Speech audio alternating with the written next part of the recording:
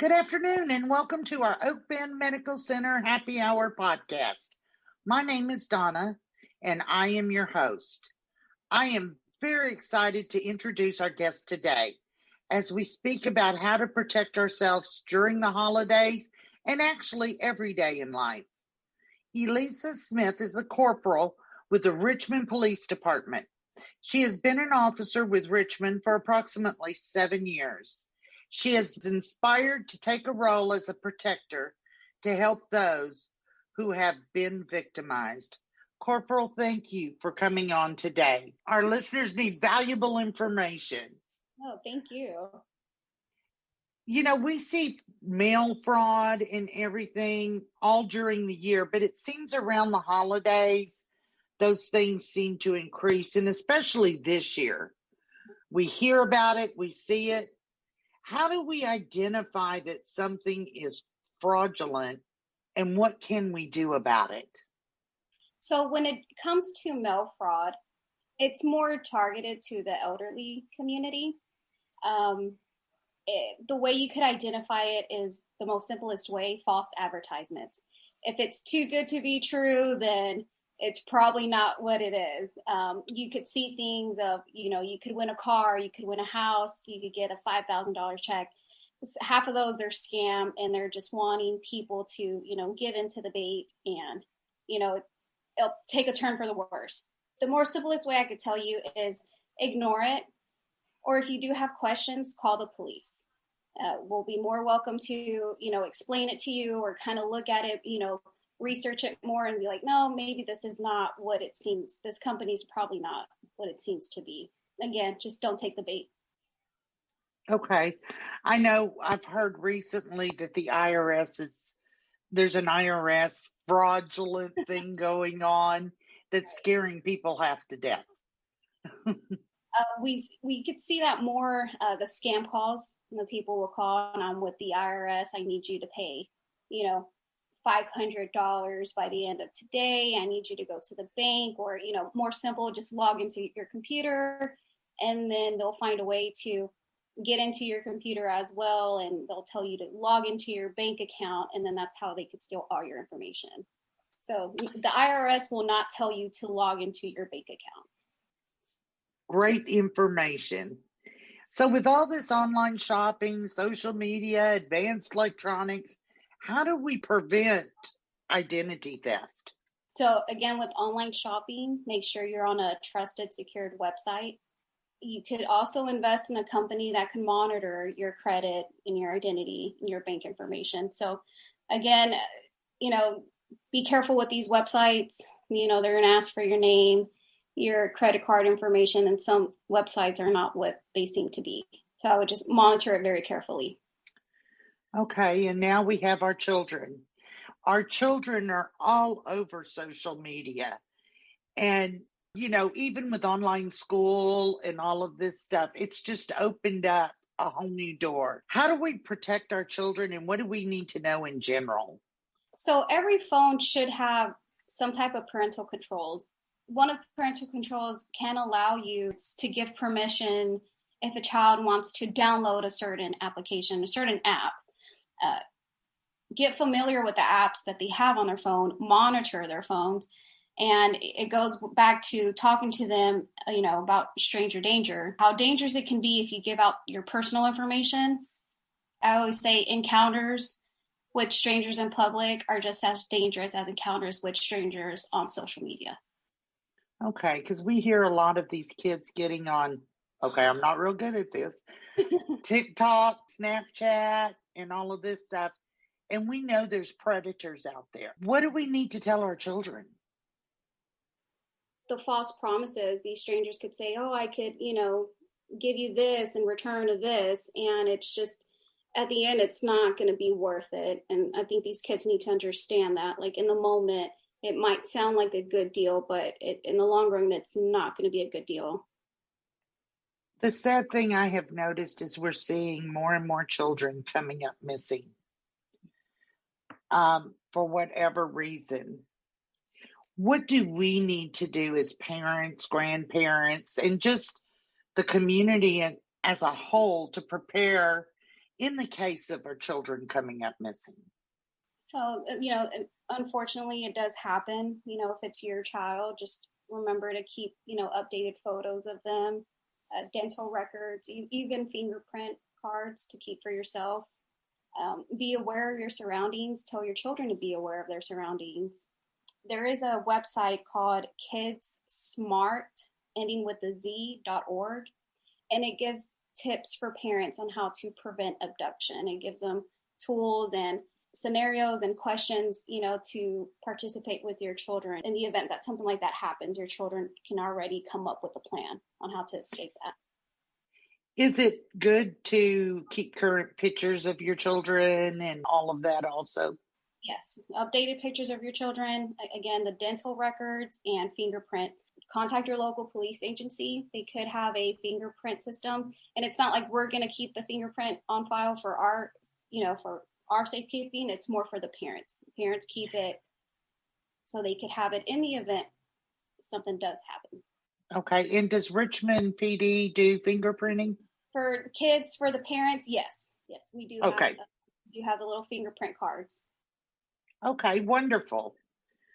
Parents, make sure we do this, because we say it can't happen to us or happen in our area, but unfortunately we can all be acceptable to this. So one thing we've been hearing a lot of too, and especially with us going back out now and going in the stores, if we feel something's not right while we're in a store or while walking to our car, what do you suggest we do? If you're going out shopping, I would suggest to tell a family member or friend, hey, I'm going to be at this store, just letting you know. If you feel like something's not right, tell an employee, and you ask the employee, is there police or security on location to help you further? You could always contact your local police agency and ask them to do a property check or a business check, just for your peace of mind. And then we talk about going to the mall and shopping, or just out and about, maybe at night going to parties or whatever. Are there some safety tips that you might be able to offer us? Make sure you have programmed on your phone the local police agency's non-emergency line. So in the event something does happen and it's not an emergency, which you call 911, something happens, you don't want to be glued to your phone trying to look up the phone number. You could already have it set in your phone. Again, be aware of your surroundings, if anyone's following you or if you see something that's not right, anything suspicious. And then the whole thing with shopping, shop with a group, shop with friends, shop with family, just to have that extra security around you. Hide your valuables in your car. Make sure it's not open. No one could see, through your window if you have any valuables. And especially if you're shopping from store to store, you want to secure that, in your trunk or center console underneath the seats. Okay. And would it help to set the GPS or share the GPS on your phone? Yes. With a family or friend? Yeah, share your location. Mm-hmm.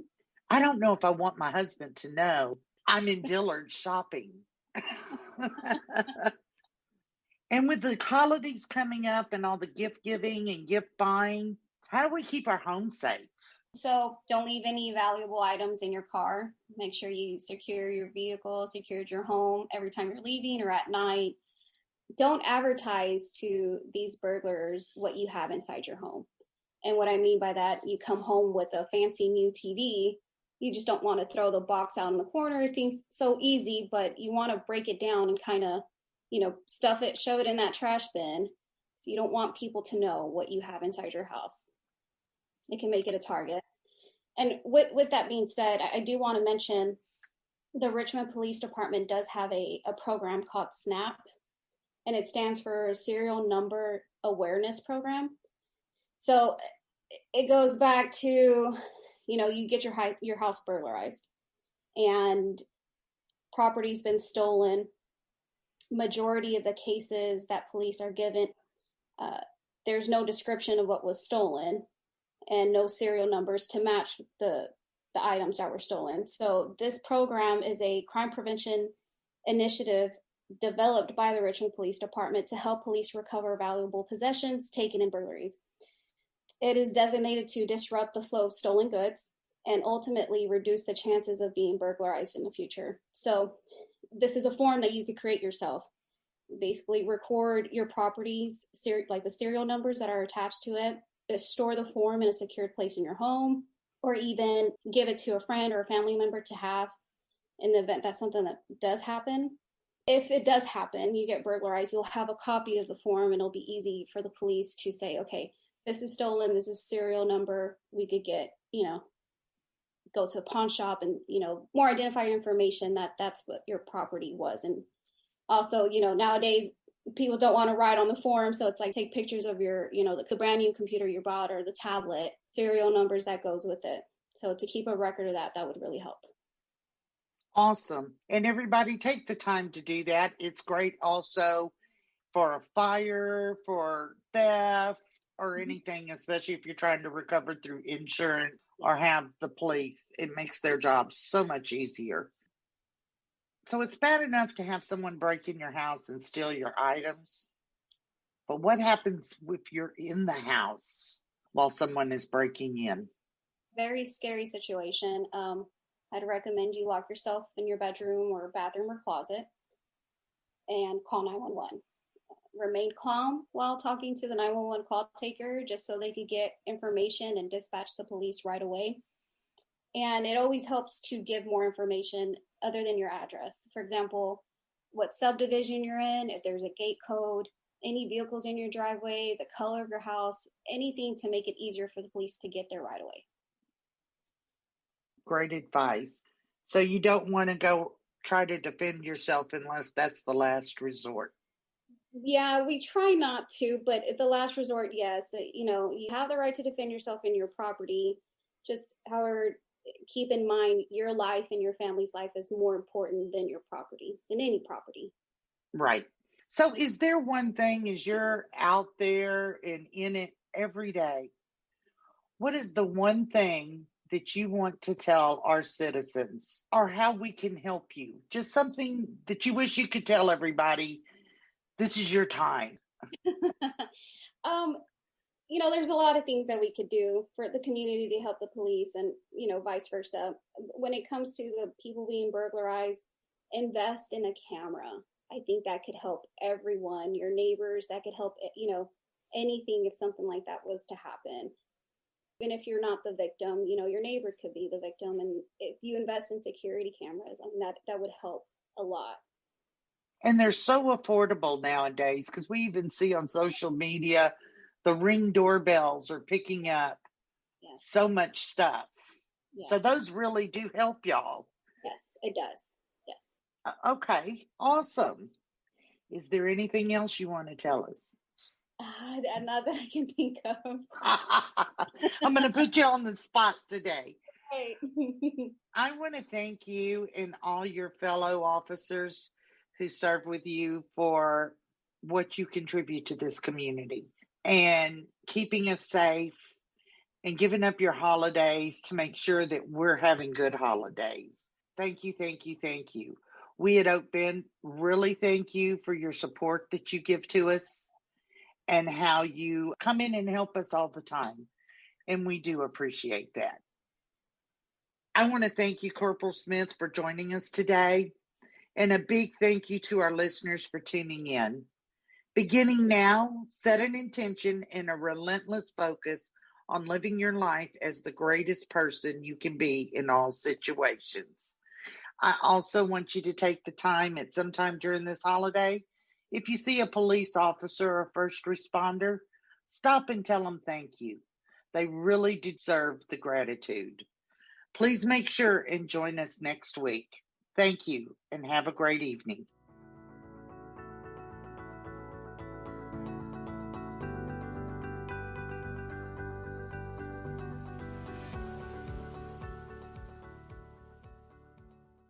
Thank you for joining us today on Oak Bend Medical Center Happy Hour podcast.